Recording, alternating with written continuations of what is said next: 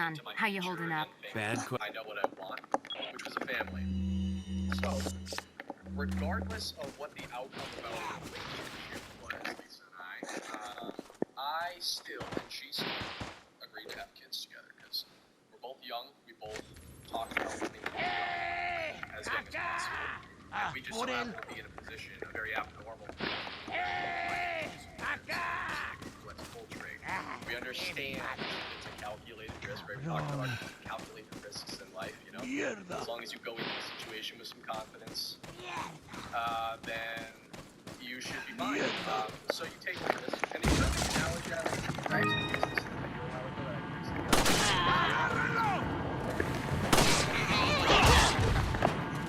it's basically like this. It's like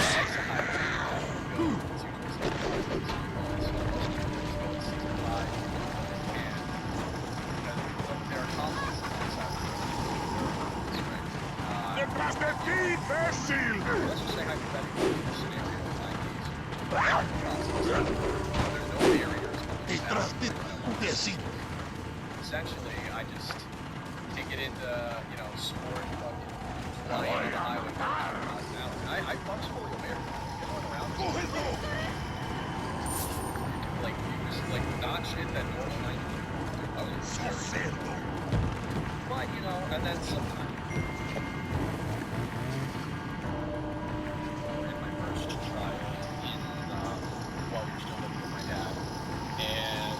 Out of that house a couple of months old, probably about probably close to a year actually. And then we moved into an apartment together. We had a second child, Olin. We were actually doing fine after the first child. It's when we had the second child that things started to, well, let's just put it this way, crumble. And a lot of it, I can't blame for legality purposes and for the sake of, you know, this is confidentiality. I don't know what the fuck the word is for, but you know, I basically can't. A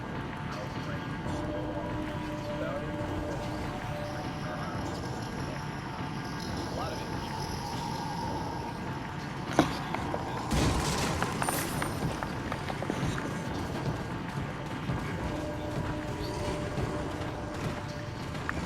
¡Por allí! ¡No dejes que se escape! Vayan por detrás. Why are these people? ¡Bloqueen el What paso! are they planning? Crap. Chainsaw.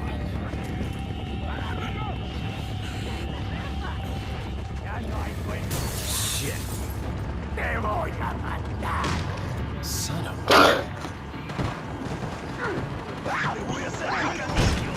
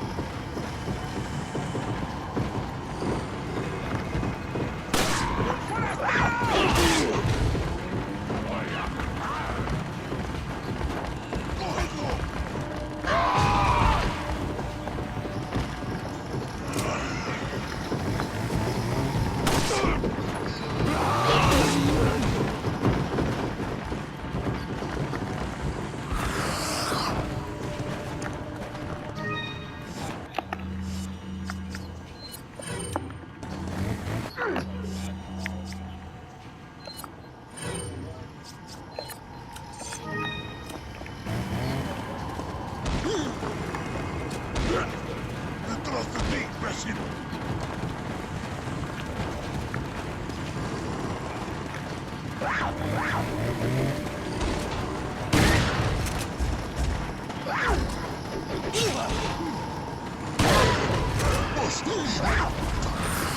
Detrás de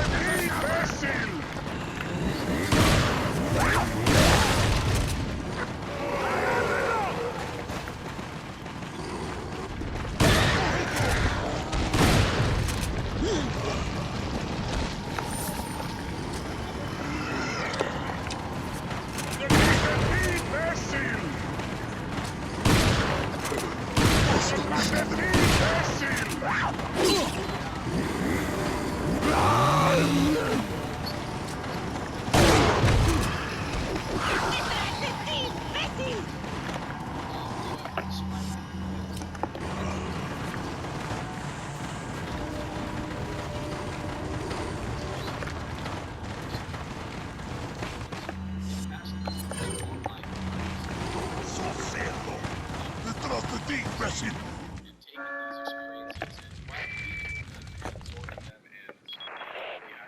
Hunnigan, I have some bad news. I've confirmed the body of an officer. Something's happened to the people here. Leon, you need to get out of there. Look for a tower and follow the trail near it. Got it. I could have improved on in the relationship. I wasn't great at communicating, for example. I'd say that was my biggest weakness. So, and now I know these things, and I know what to look for in a relationship going forward. I know what not to look for. I know what to avoid. I know how a narcissist and an abusive person thinks, and I know how they manipulate me now, and so I can avoid that entire ugly scenario. And everyone in my life has obviously been understandably there for me and very much I hope you're okay and everything like that. And for a while I was very miserable, very, very miserable, deeply depressed. But I cut out weed significantly. I still smoke weed, but that was not helping. I wasn't exercising at all. I was eating like shit. And I just made these simple tweaks in my life to basically make myself better. And now that I feel better and I have all this knowledge, I have power. Because knowledge is power. And Tim, how do you gain knowledge? Through experience, right? So all these bad, horrible fucking experiences did teach me a whole hell of a lot about life. I feel like I'm truly a man now. Granted, a very young man, but still a man who's been through real heartbreak. I lost real people that were, my dad. I mean, that's as close as it gets, really. So, and before all of that, I was just a boy who had no life experience, had no adversity, and I was weaker because of that. And now I'm much stronger because of it. So it's kind of it's like yin and yang. You gotta take the good and the bad, and it's taken a lot of maturity and growing to get to that point. But frankly, I get to thank my kids for that part, because my kids are the reason why I've matured so much and grown so much. And I've lost some friends recently too. Because there were, let's just say, things about my friends that for the longest time I was okay with until I became a dad and understood the gravity of it. And I can't go into specific details, but once you're a dad and you understand what a good dad is, and you understand, you just get everything. You get everything. And you see through people's bullshit. You see right into their intentions. You see people for who they are. And those are all tools that I've been given very recently that I never had. And so that's going to improve me going forward. I've cut a lot of toxic people out of my life. I'm pretty much kind of like a hermit, a lone wolf up here. I live in the woods. I have some neighbors who are pretty far, but basically I'm just in a small house in the woods by myself. I get to focus. Well, not by myself, because I got my kids and I got my dog right here. But you know what I'm trying to say. I'm a close drive from home, but I am secluded now, and it's given me so much time to just think and work on myself and improve myself. And now YouTube is picking up again, because although COD obviously doesn't have the brightest of futures, I was kind of I had already warmed up to the fact that COD Zombies is not going to be my career until I'm 80 years old. So, I am pivoting into other things like investing slowly. I'm getting into investing stocks. Obviously, I have a little bit in crypto at the moment. It doesn't look great at the moment, but it will pick up. And just, I have, like I said, I went to so I picked up that skill. So let's say like the internet explodes and there's no more internet, like at least I have a real life skill too. I picked up video editing, you know, lots of different skills and shit I'm working on. Oh, and I'm in the best shape of my life. I've never been in, I'm definitely in the highest physical shape I've ever been. So, and taking care of myself very well, basically. And that obviously, you know, mental and physical health go hand in hand, and if one sucks, the other does. So you gotta sharpen both axes. That's where I'm at, I guess my question out of all that is, like, I deal with depression and anxiety too. I mean, I've been very well going over about that, about, you know, how you don't deal with any mental health issues. You really understand it and how it can control your life. But, you know, going through a divorce, especially with mothers and children, and, you know, just the way it sounds that it was kind of ugly. How 3 months later, I mean, do you still heal from that? I imagine that. Te voy a hacer picadillo. Cógelo. But we were in a 3-year relationship. First year of our relationship, it was it's just pure infatuation. You know, you're totally in love with this person the first year. So I was. And in this case, she had not revealed any of what was to come. She was a Hacer picadillo. being. Cógelo. Te voy a matar. Te voy a hacer picadillo. A lot of it started rearing its ugly head, and there were some flags, and I started slipping into denial. So the second year was basically the transition from being in love to not being in love. The third year, I had fallen out of love. I knew that it was yet, but especially when you have kids, you just got there's a lot of external pressure that makes even though you see it right, you just so denied. It's like I gotta keep going. That's the deep recipe. Until eventually it got here's the thing. Because Detrás de ti, I imbécil. wasn't showing any affection anymore. I was previously until I wasn't. So, and then that led to other problems, as you may be able to predict. So, Well, so the good news is this. At your same age, I think at Detrás de ti, 19, imbécil. I was in a relationship with a girl who had 2 kids that weren't biologically mine, but they were 6 months and a year and a half old, and their father was nowhere to be found. And I stayed with her for 9 years, and I knew for 6 of those years that I wasn't in love with her. And very similar, just everything you touched on. There was money stolen at the end, there was cheating, there was all these things. And luckily for you, and I know this doesn't probably make you feel any better, luckily it figured for 3 years, it's not 9 because let me tell you, that's the biggest regret of my life. I wasted my entire 20s with the wrong person, and I did learn a lot. I always say that the best thing might be the most expensive, but it's worth it, you know. But you could have spent a lot longer wasting your life with someone who's, I don't know her, I'm just gonna say piece of shit referring to mine.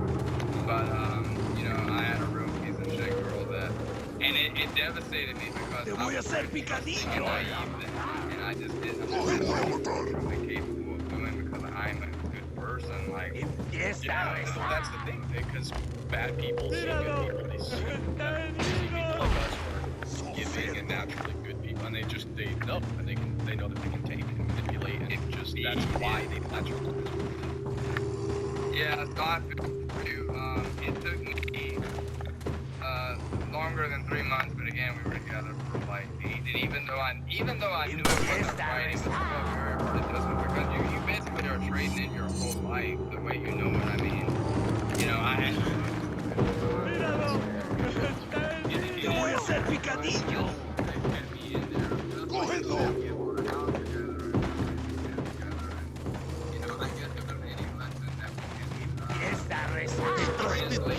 Listeners, it's like, if the writing is on the wall, don't be scared.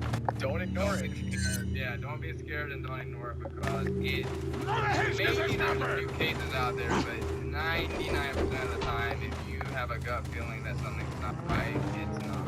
And know your worth too, man. I did not realize my full word. Te voy a hacer I'm gonna picadillo. sound like the most arrogant piece of shit in the world for just about 5 seconds here.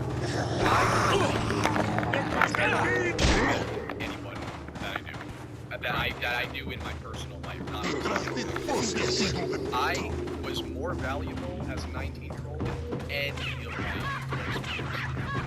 And that's why I was taken advantage of, and that's because I didn't know my worth. And if I did fully realize my worth, I wouldn't have put up with half the shit I put up with. Because I was a total pushover for a while until one day I was just like, this is who I am. I'm a pushover. Like, I'm very much a strong guy. I just don't understand my worth. It took me a while to realize that. It also takes you a while to accept that this person that you care about is really being this awful to you. Like, that's a problem I had, was like, I kept thinking I was doing something wrong, that like there was something wrong with me. And just like you said, of course anybody can improve and we all have some faults, but looking back now, which, you know, this is like, what, fucking 25 years ago for me, I know that I just didn't have confidence because I was a young man and like I hadn't really been out in the world yet, and I was becoming a man from a boy, very much just like you described. And now I wouldn't say that much of a year, but then I was like, oh my god, this girl actually likes me and wants to have sex with me. Like I just was so unsure of just everything. Yeah, like I had no confidence. Like I said, I was bullied and shit as a kid. Like I was kind of a nerd. Like I had no self-confidence and no, I didn't understand my value, that the qualities I did have to be appreciated by other people. So again, I feel for you that happened, but you know, as long as you guys are still being cordial for the kids, that's Absolutely, yeah. Because you know what, training 8 years, my dad taught me very well. It's always stuck with me. I'll just put it lightly. My mom and I didn't have the best relationship growing up. It wasn't abusive by any means, but it was definitely, it could be a little emotionally sort of manipulative at times. It's sort of that way. It's just like, you know, sometimes I would get very upset with my mom, and my parents were divorced. So whenever I went to my dad's house, I would kind of, you know, walk up to my dad and I would talk shit, if you will. Kind of like expecting him to kind of join in because I knew that they didn't like each other. So, but he never did. He never did. He always would tell me after I would scream up a storm, he'd be like, you know what, Tim, at the end of the day, it's your mother, and I want you to have a good relationship with your mom. So just, you know, try to stick through it and just get through it. And he never piled on, and that stuck with me because I understand the gravity and the importance of my kids having a good relationship with her, even though I understand that she's a piece of shit. The kids don't understand that, right? So like and I don't want to deprive them of a mother figure regardless of how she treats other people, because I know she'll treat them well, because they're that's a very mature outlook, and let me tell you, man, a lot of men and women both are guilty of not being able to do that for their kids, other parent, like, but again, you have to separate, like, and it's discipline, and again, man, like, I envy you for that, because I myself am the same way, but I know so many people that just cannot get the maturity level where it needs to be for the kids. So, like, obviously, I mean, I'm on a TV show with my ex-fiance, and we raised a daughter together, and, you know, we are fucking great. Like, she gets to have both her parents at birthdays and Christmases. Like, we're still a family, even though we're not together romantically. But like, she's grown up like her parents were still together. Just daddy doesn't sleep there. You know what I mean? And I'm very happy for that, because you know, she's basically not from a broken home, even though she's kind of kid. But like, she kept it together for her. And you know, and I would say that really fucking important, because if you are in front of your parents, you know that the more you get, like, you will find out that some of the things that your parents said, whether it's good or bad, it instilled in you. And it's things that you either are glad to have or things that you gotta work on, because you know you're kind of stuck with those qualities or traits. But I'm very happy to hear that. And, you know, I just hope that you're good.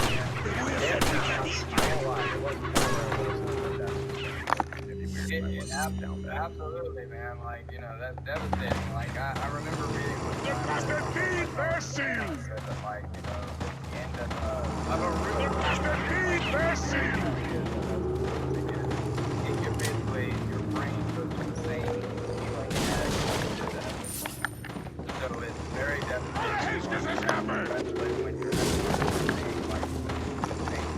like for me, when that relationship ended, we had a house, we had 2 brand new cars, we had a bunch of shit based on too many commas.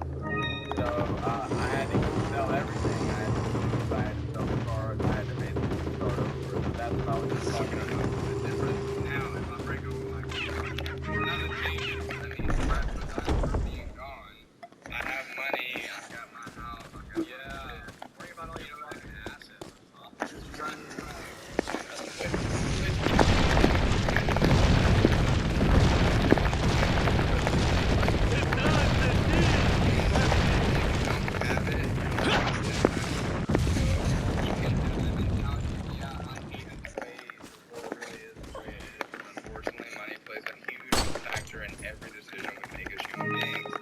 So, and when you have money, I'm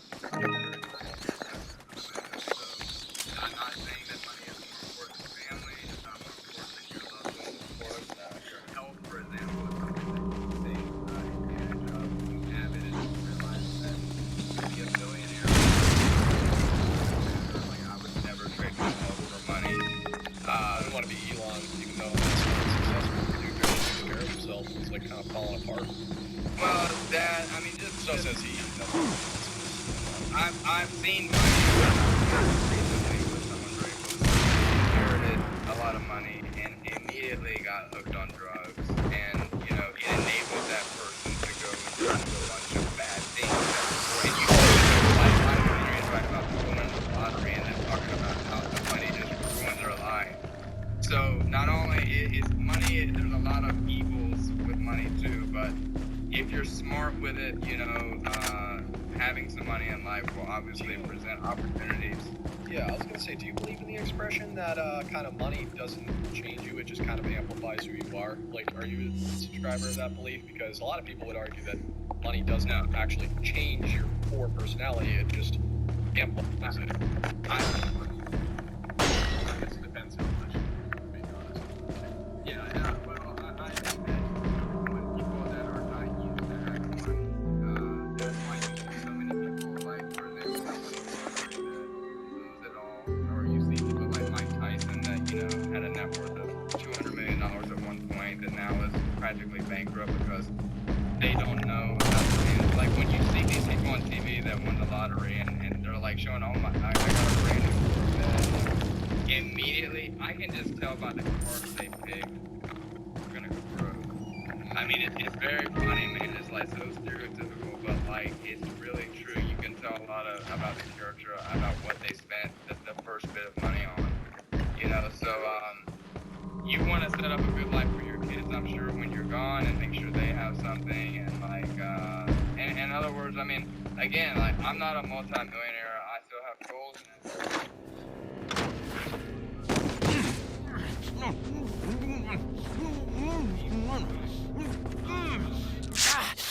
A little rough, don't you think? You're not like them? No. You? Okay, I have only one very important question. You got a smoke? Got gum. Perfect. The big cheese. What?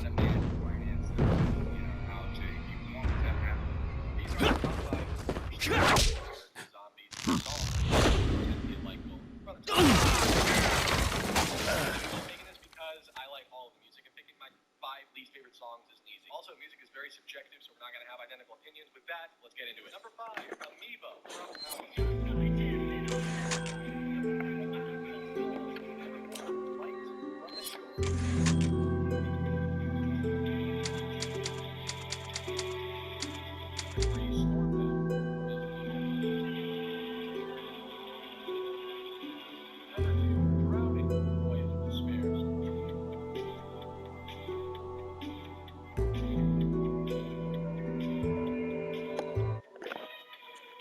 Feeble humans, let us give you our power.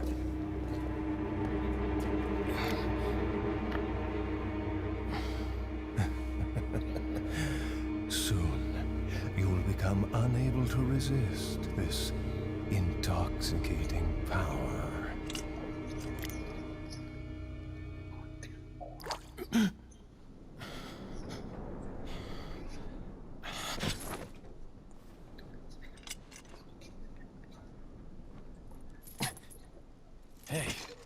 Hey, wake up.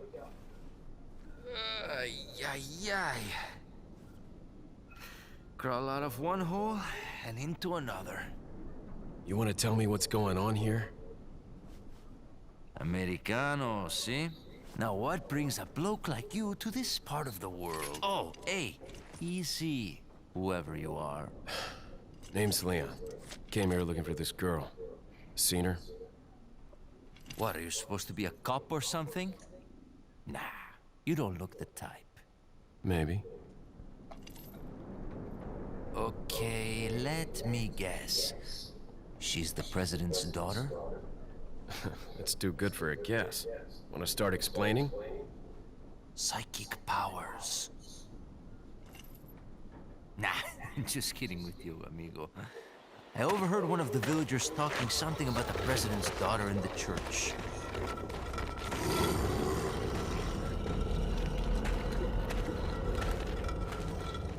And who might you be? Me llamo Luis Serra. I used to be a cop in Madrid. But now I'm just a good-for-nothing guy who happens to be quite a ladies' man. Why'd you quit? Phew, policia. You put your life on the line. Nobody really appreciates you enough for it. Being a hero isn't what it's cracked up to be anymore. Used to be a cop myself. Only for a day, though. I thought I was bad. Somehow I managed to get myself involved with the incident in Raccoon City on my first day in the force. That is the incident with the viral outbreak, right? I think I might have seen a sample of the virus in a lab at the department. Te voy a matar. Do something, cop! After you. Now!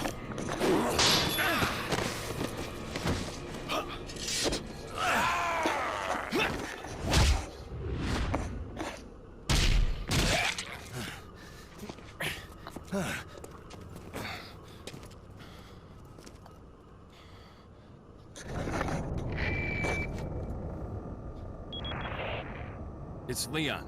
Sorry I couldn't get in touch sooner, but I was a bit tied up. You're okay, right? I'm fine. There was a male civilian held captive. According to him, Ashley's in a church somewhere. What happened to him? He managed to escape. Do you have a fix on the location of that church? No, but apparently there's a secret passage in the village that leads there. I'm heading back to the village.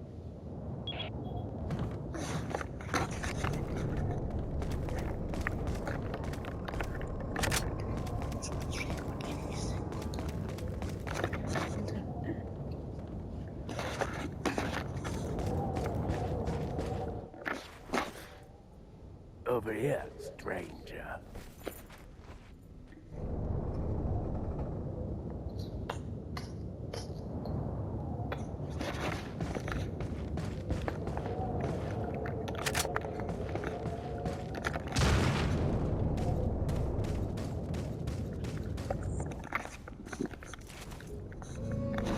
Got something that might interest you.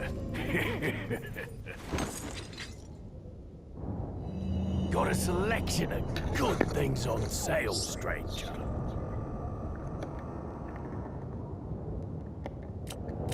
What are you buying? Is that all, stranger? Thank you. What are you buying? What are you selling?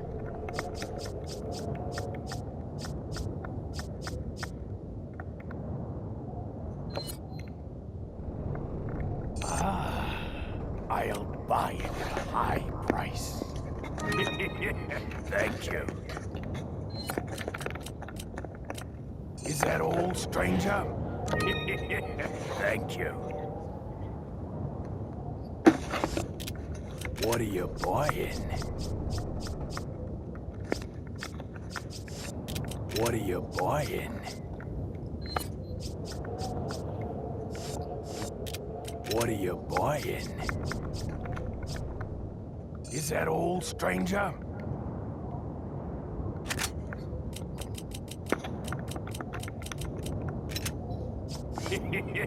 Thank you. What are you buying? Is that all, stranger? Thank you.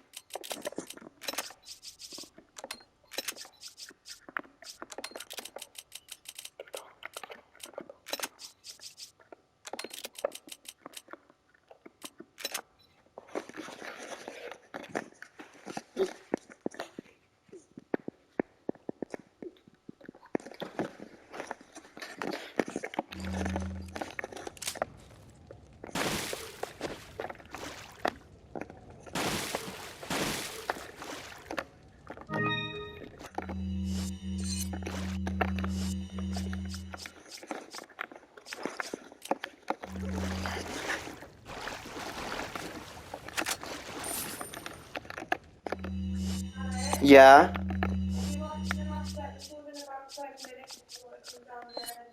Yeah, okay.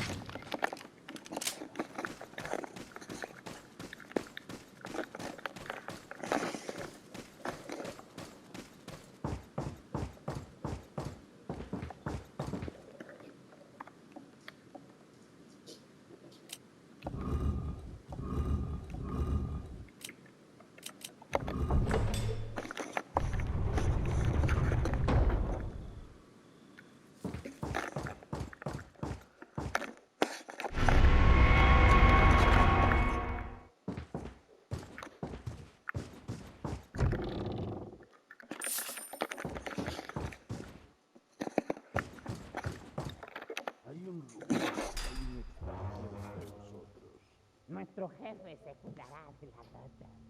Y si la plaga es mucho mejor que la nuestra. Tienes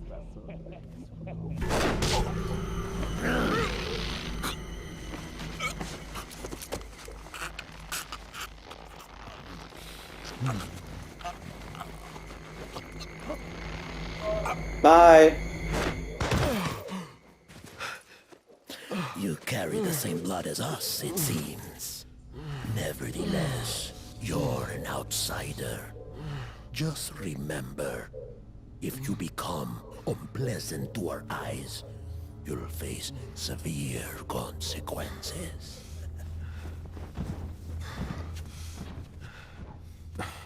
What? Same blood.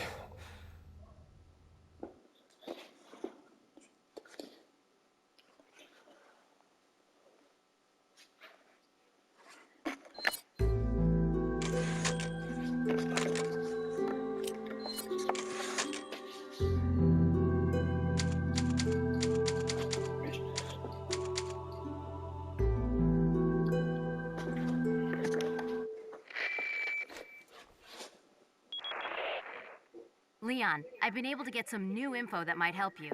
Fill me in.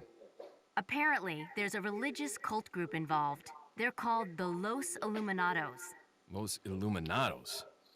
That's a mouthful. Anyway, I had an unexpected run-in with the big cheese of this village. But you're okay, right? Yeah, but he could have killed me, but he let me live. And he mentioned something about me carrying the same blood as them. Whatever that means. Carry the same blood. Huh. Interesting. Anyway, there are more important things than solving riddles right now. You're right. Hurry and find that church, Leon.